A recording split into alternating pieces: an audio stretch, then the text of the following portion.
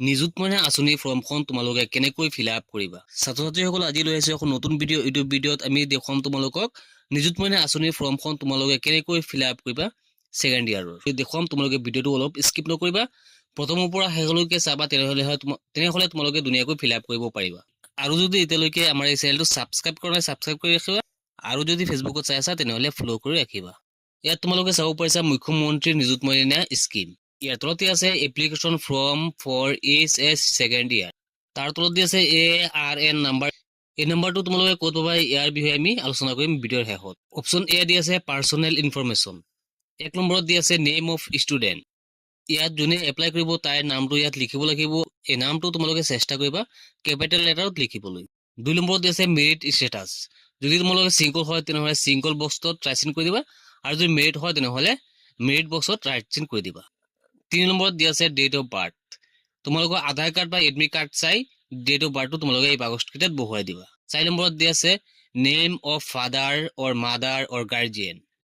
মাক বা দেউতাকৰ নামটো ইয়াত লিখিবা। যদি দুজনৰ পৰা এজনো নাই তেনেহ'লে গাৰ্জিয়েনৰ নামটো ইয়াত লিখি দিবা। 5 নম্বৰত দি আছে ৰিলিজিয়ন। তুমি কোনটো ধৰ্মৰ হয় ধৰ্মটো ইয়াত উল্লেখ কৰিব লাগিব। 6 নম্বৰত দি আছে মোবাইল নাম্বাৰ। এই বাকচটোত তোমালোকে মোবাইল নাম্বাৰ এটা দিব লাগিব, যিটো নেকি এক্টিভ হৈ আছে নাম্বাৰ। এক্টিভ থকা মোবাইল নাম্বাৰটো ইয়াত বহুৱাই দিবা। 7 নম্বৰত আছে এড্ৰেছ। ভিলেজ অৰ টাউন অৰ চিটি। তোমালোকে যদি ভিলেজত থাকা তেনেহ'লে ইয়াত ভিলেজৰ নামটো ইয়াত লিখি দিবা, গাঁৱৰ নামটো। তাৰপিছত আছে পিন নাম্বাৰ। পিন নাম্বাৰটো তোমালোকে ইয়াত বহুৱাই দিবা। তাৰপিছত আছে ব্লকটো তোমালোকৰ যিটো হয় ব্লকটোৰ নাম লিখি দিবা। তাৰপিছত আছে পুলিচ ষ্টেচন। ইয়াত পুলিচ ষ্টেচনৰ নামটো লিখিবা, আৰু তাৰপিছত ডিষ্ট্ৰিক্টটো লিখি দিবা। 8 নম্বৰত দি আছে আধাৰ নাম্বাৰ ইফ এভেইলেবল। যদি তোমালোকৰ আধাৰ কাৰ্ডটো আছে তেনেহ'লে আধাৰ কাৰ্ডৰ নাম্বাৰটো ইয়াত দি দিবা। 9 নম্বৰত আছে নেম অফ LAC। কোনটো সমষ্টিৰ এই সমষ্টিখনৰ নাম তোমালোকে ইয়াত লিখি দিবা, বিধানসভাৰ নামটো তোমালোকে ইয়াত 10 নম্বৰত দি আছে did you receive the benefit of the Mukhyamantri Nijut Moina in the last year. তোমালোকে যিহেতু এতিয়া ছেকেণ্ড ইয়াৰত পঢ়ি আছা, ইয়াত কৈছে তোমালোকে যোৱা বছৰত মুখ্যমন্ত্ৰী নিযুত মইনা আঁচনি স্কিমটো পাইছা নে নাই। তেনেহ'লে যোৱা বছৰত তোমালোকে ফাৰ্ষ্ট ইয়াৰত আছিলা, ইয়াত তোমালোকে পাইছিলা, তেনেহ'লে তোমালোকে য়েছ যিটো বাকচ আছে তাত তোমালোকে ৰাইট চিন কৰি দিবা। অপশ্যন বি আহিছে এডুকেশ্যন ডিটেইলছ। 1 নম্বৰত দি আছে name of the institution from which passed. এইখিনিতে বহুতৰ খেলিমেলি হৈ যায়। বহুতে কি কৰে SSLC যিটো এক্সামত পাছ কৰি আহিছে সেই স্কুলৰ নামটো ইয়াত লিখি দিয়ে। ইয়াত কিন্তু লিখিব লাগিব তুমি যিহেতু এতিয়া ছেকেণ্ড ইয়াৰত পঢ়িছা, তোমালোকে ফাৰ্ষ্ট ইয়াৰত যোনটো কলেজত পঢ়ি আছা সেই কলেজখনৰ নাম ইয়াত লিখিব লাগিব। তাৰপিছত 2 নম্বৰত দি আছে লাষ্ট এক্সামিনেশ্যন পাষ্ট। তোমালোকে ফাৰ্ষ্ট ইয়াৰ য'ত পাছ কৰিছা সেইটো ইয়াৰটো তাত দিব লাগিব। ইয়াত তোমালোকে 2025টো দি দিবা, আৰু ৰোল নাম্বাৰটো এডমিট কাৰ্ডত পাই যাবা, তাৰ পৰা চাই লিখি দিবা ইয়াত।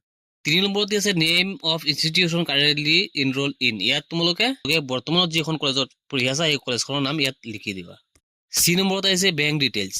1 নম্বৰত দি আছে একাউণ্ট নাম্বাৰ। তোমালোকৰ পাছবুকটো চাই একাউণ্ট নাম্বাৰটো ইয়াত লিখি দিবা। তাৰপিছত আছে IFSC কোড।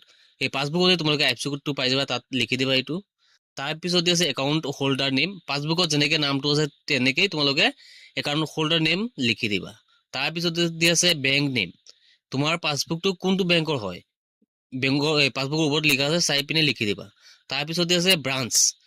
এই বেংকটোৰ ব্ৰাঞ্চটো ক'ত হয় পাছবুকতে তোমালোকে পাই যাবা, চাই লিখি দিবা। তাৰপিছত আহিছে signature. Head of the institution. ইয়াত তোমালোকে কলেজৰ পৰা চিগনেচাৰ কৰিব। মাজৰটোত চিগনেচাৰ অফ দ্য গাৰ্জিয়ান। ইয়াত তোমাৰ গাৰ্জিয়ানে বা পেৰেণ্টে চিগনেচাৰ কৰিব। একেবাৰে শেষৰটো দি আছে চিগনেচাৰ অফ দ্য ষ্টুডেণ্ট। যোনজনে এপ্লাই কৰিছে সেইজনে ইয়াত এটা চিগনেচাৰ কৰিব। এতিয়া চোৱা তোমালোকে একেবাৰে ওপৰত ARN নাম্বাৰ। এই নাম্বাৰটো তোমালোকে ক'ত পাবা। তোমালোকে ফাৰ্ষ্ট ইয়াৰত থাকোঁতে যেতিয়া দৰ্পণ পৰ্টেলত তোমালোকে এপ্লাই কৰিছিলা তেতিয়া এখন ফৰ্ম ওলাই আহিছে, সেই তাত তোমালোকে এই নাম্বাৰটো পাই যাবা। আৰু যদি তাতো তোমালোকে বিচাৰি নোপোৱা তেনেহ'লে খালীকৈ এৰি দিবা, তোমাৰ কলেজত এইটো শিক্ষকে এইটো ফিল আপ কৰি দিব। আজিৰ ভিডিঅ'টো এইখিনি আছিলে, লগ হ'ব নেক্সট ভিডিঅ'ত।